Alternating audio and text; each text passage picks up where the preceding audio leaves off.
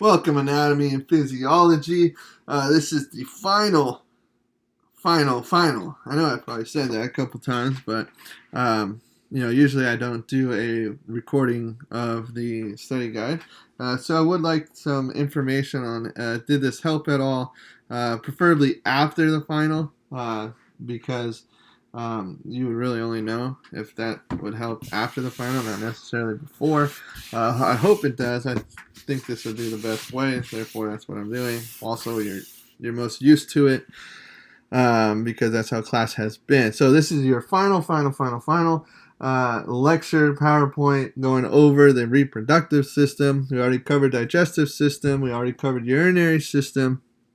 All right, and then our final will the last part of it being a reproductive system. So our final is going to include those three systems: 100 questions, multiple choice, true false type questions. 50 to 60% of that coming straight from anatomy. The other 40 to 60% coming from physiology. Okay, so being able to identify the structures, male, female, anatomy of the reproductive system, and then finally being able to understand the functions of those structures will help with an anatomical part, and then the physiology part where we going over how sperm is created, how eggs are created, how menstruation and pregnancy, how that works. Okay, so that's pretty much it covered. I'm all done. Real quick, just kidding. We're gonna go over this. All right, so going into the structures here, Mel, on this side. Okay, pretty much just being able to trace the path a sperm is going to take until it is out of the body. That is what is going to be used for reproduction is sperm. Remember, it is a gamete or a haploid cell, so it's only going to contain half of the DNA. Therefore, it's going to go through a process called meiosis. Okay, mitosis is splitting of a cell, and then meiosis is going to split again before it has a chance to replicate DNA. So that's why you're left with half of the DNA. Okay, in a normal mitosis, a cell is going to replicate the DNA. So you get two sets of DNA split. Now each cell has two full sets. Well, in meiosis, there's going to be a second splitting of that, where you split that DNA up. That happens in both males and females. Meiosis is going to occur. We'll get into that. But so you have your sperm. It's going to get formed in the testes. Then it's going to get matured in what is called the epididymis, which is here. It's going to pass through the vas deferens. Okay, this is just a tube that is going to go through.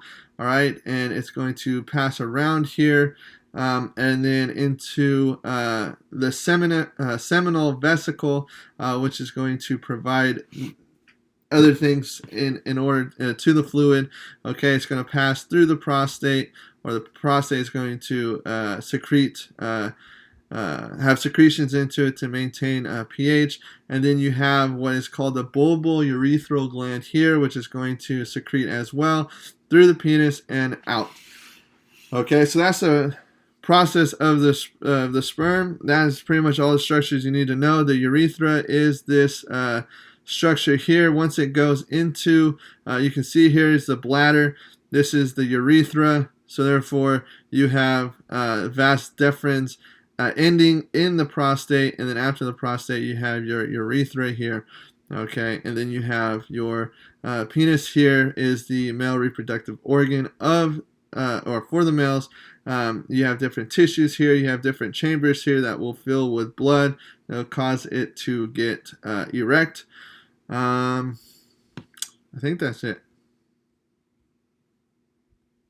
Okay, here, understand this. Once again, you'll be able to identify that, as well as being able to understand the function of that. Understand the function of the vesicle, the glands, the seminal vesicle, the prostate, and the bulbal urethral. This accessory gland here, this little thing here.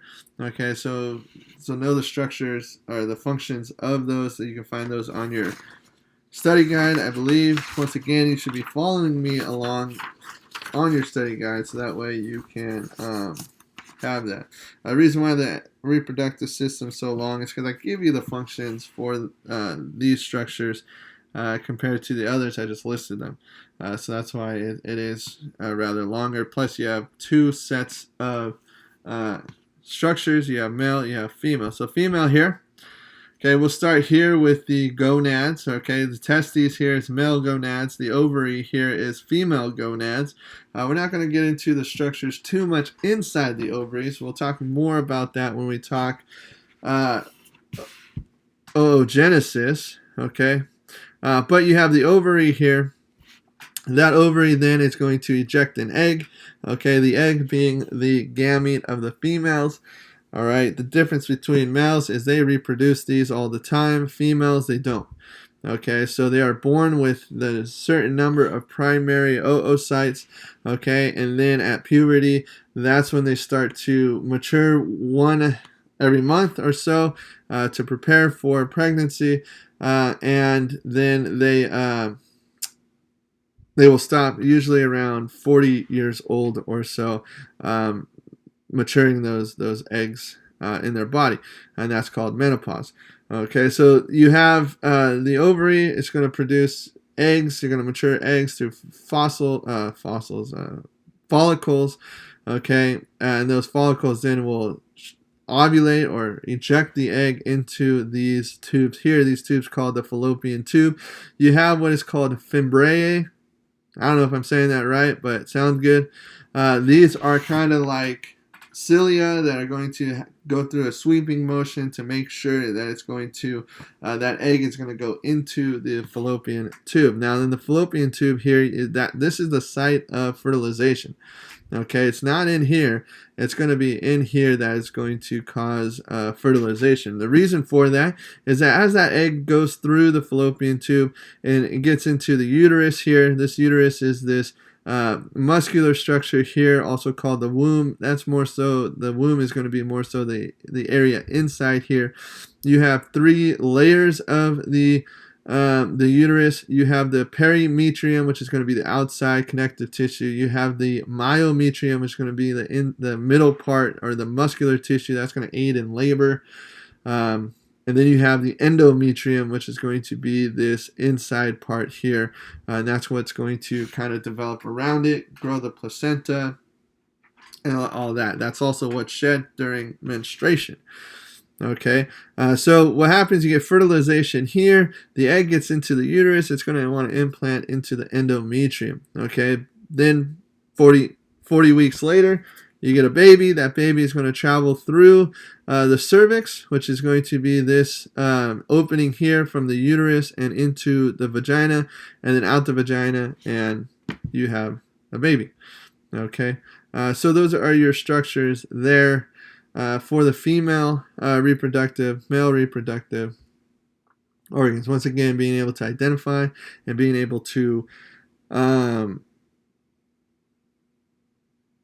define the functions of each structure. Here is that implantation that happens. So you have a fertilized egg here. Sperm meets the egg, fertilizes it. Then you're going to get implantation onto the endometrium.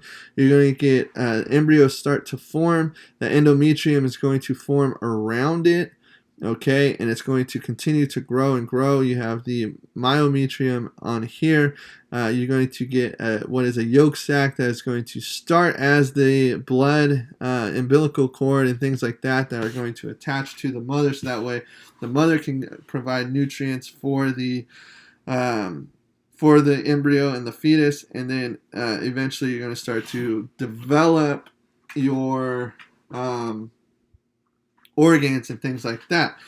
So this process here is going to relate to these processes here, fetal development. Obviously, if you have a fertilized egg, you're going to go through this process. If you don't have a fertilized egg, you're going to go through more so this process. The menstrual cycle is really only preparing a female for pregnancy. Okay, so you have three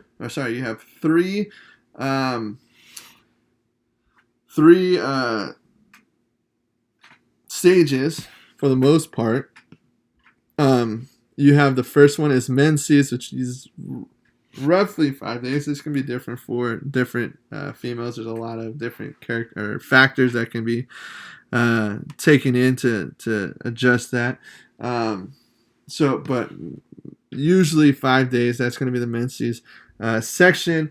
The menses are going to be pretty much the shedding of your when the endometrium is shed, okay? And then after that, you have the proliferative phase. That's going to last until about the 15th day here, so 5 to about 15th day there.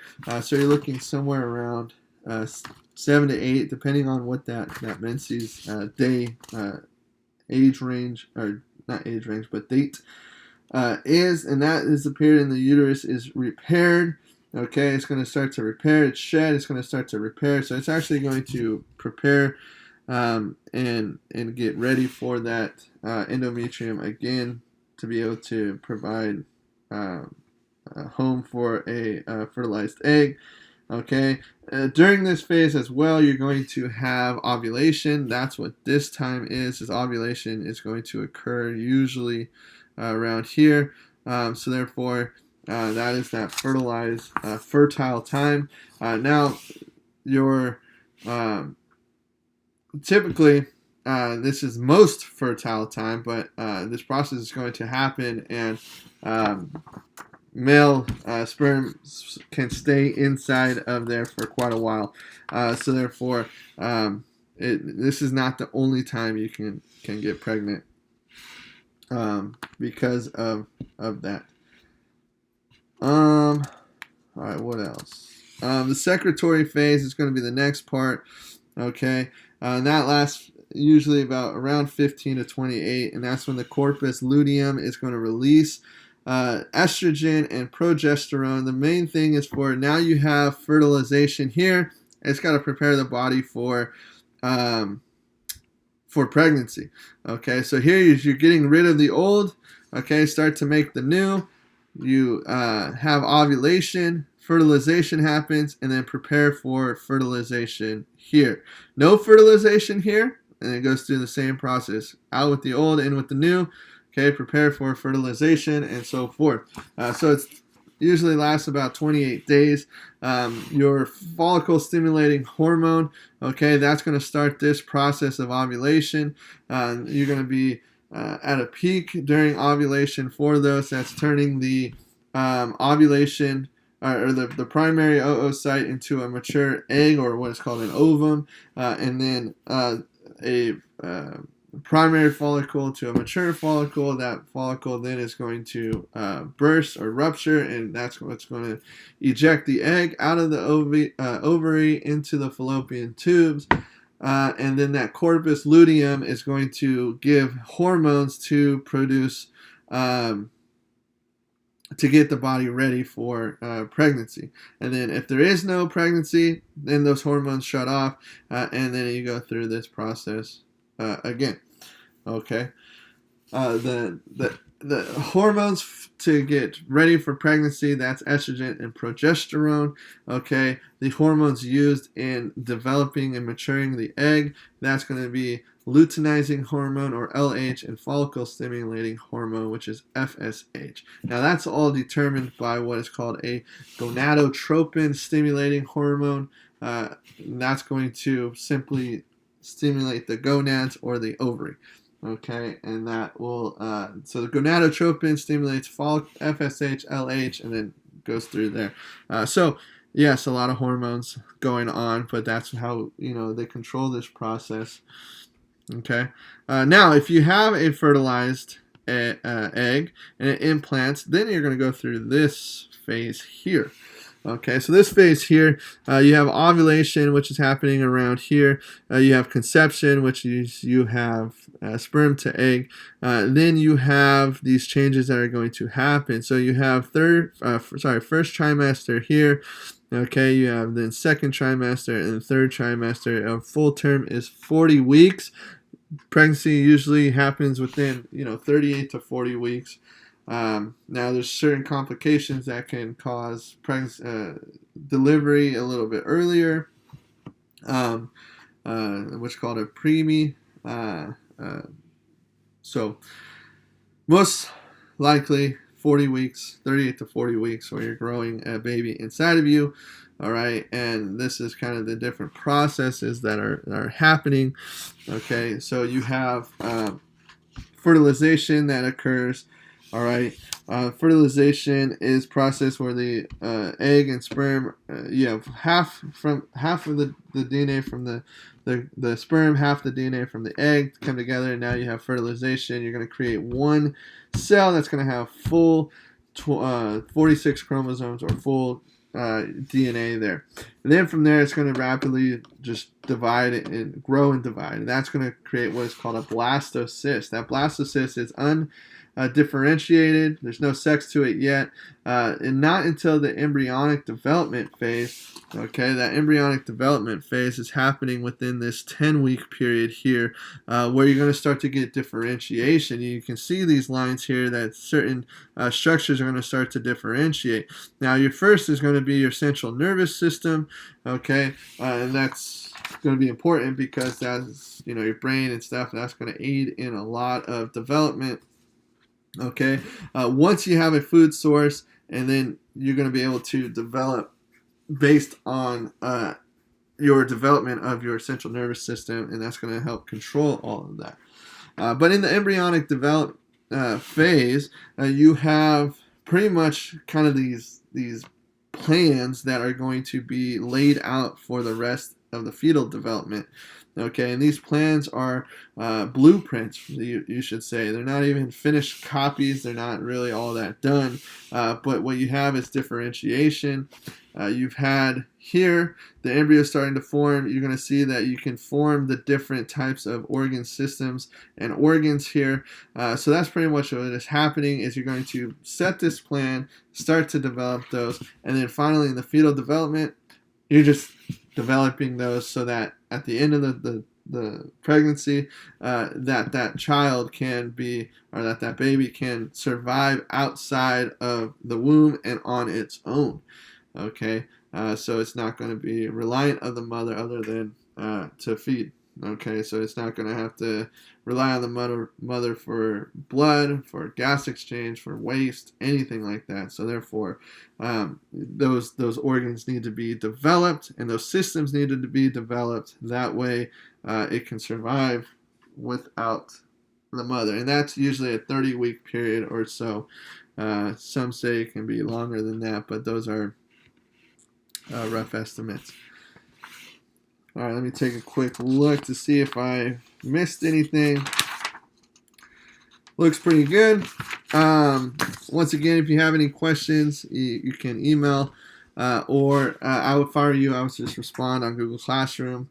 If it's a private question, you can do a private question. But the best way is to do a class question because maybe somebody else can respond to that quicker, and therefore you can spend less time on that. So I just want to thank you for the patience and everything this year. I enjoyed it. I wish we were in the classroom, but that's how it goes. So thank you for a fun year this year, and wish you the best of luck. Summer, seniors going on,